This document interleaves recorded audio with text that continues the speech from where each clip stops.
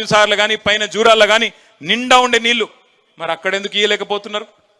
ఆనాడు టెయిల్ దాకా ఇదే జగదీశ్వర్ రెడ్డి గారు, అదే భగత్, అదే భాస్కర్ రావు గారు, ఈ మొత్తం హుజూర్ నగర్ లో ఆనాడు మన సోదరులందరూ కలిసి టెయిల్ గ్రామాలకు నీళ్ళు ఇయ్యలేదా?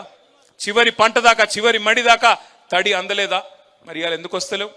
ఒక్కటే కారణం, కృష్ణలో పోయినప్పుడు కేసీఆర్ గారు ఉన్నప్పుడు మనం 36% నీళ్లు వాడుకున్నాం. కానీ ఈ సన్నాసుల ప్రభుత్వం వచ్చినాక 24% నీళ్లను కూడా వాడుకునే తెలివి లేక కిందికి నీళ్లను వదిలేసి ఆంధ్రకెళ్ళి కిందికి సముద్రంలోకి వదిలిపెట్టిన సన్నాసి ప్రభుత్వం రేవంత్ రెడ్డి ప్రభుత్వం, కాంగ్రెస్ ప్రభుత్వం. నీళ్లు వాడుకునే తెలివి లేదు, నీటిని పొదుపు చేసుకునే తెలివి లేదు, భూగర్భ జలాలు పెంచి చెర్లను నింపి బ్రహ్మాండంగా కేసీఆర్ గారు ఏ పనైతే చేసిండ్రో ఆ తెలివి లేదు. కానీ డైలాగులు కొట్టే తెలివి ఉంది. ఏమంటాడు ఉత్తమ్ కుమార్ రెడ్డి? ఏమంటున్నాడు విన్నారా మీరు? నిన్నమన్నా ప్రాజెక్టుల కింద పంటలు ఎండుతున్నట ప్రభుత్వం బాధ్యతనట, కానీ బోర్ల కింద పంటలు ఎండితే మాత్రం ప్రభుత్వ బాధ్యత కాదట. బోర్లు ఎందుకు ఎండిపోతున్నాయండి? మీరు చెర్లు నింపితే బోర్లు ఎండిపోవునా? మరి చెర్లు నింపే తెలివి మీకు లేదా? ప్రాజెక్టులో నీళ్లున్నప్పుడు చెరులో నీళ్లు నింపుకోవాలనే తెలివి లేదా? ఇదే కేసీఆర్ గారు ఉన్నప్పుడు ఎర్రటి ఎండల్లో చెర్లు మత్తళ్ళు దుంకిన మాట వాస్తవం కాదా? కాదా? అవునా?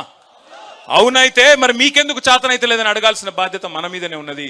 బీజేపీడు మాట్లాడాడు, బీజేపీడు ఒక్క మాట కూడా మాట్లాడాడు రేవంత్ రెడ్డికి వ్యతిరేకంగా. ఎందుకంటే మీకు తెలుసు, పైన బడాబాయ్ షోటాబాయ్, వాళ్ళు వీళ్ళు ఒకటే, బయటికేదో డామా తప్ప ఇద్దరు ఒకటే.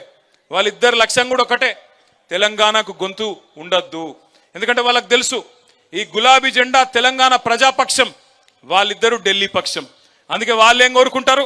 ప్రజాపక్షంగా ఉన్న పార్టీ ఉండొద్దు, ఇది పూర్వపక్షం అయిపోవాలి, మనమే ఉండాలి, మనం కొట్లాడుకోవాలని చెప్పి ఇలా బండి సంజయ్ గారు, కిషన్ రెడ్డి గారు రేవంత్ రెడ్డి మీద ఈగ వాలకుండా కాపాడుతూ, కంటికి రెప్పలాగా కాపాడుతూ, ఆయన ఎంత అవినీతి చేసినా, ఎన్ని వేల కోట్లు దోచుకున్నా, మనం ఆధారాలతో సహా సమర్పించినా వాళ్ళు మాత్రం చర్య తీసుకోవడం లేదు.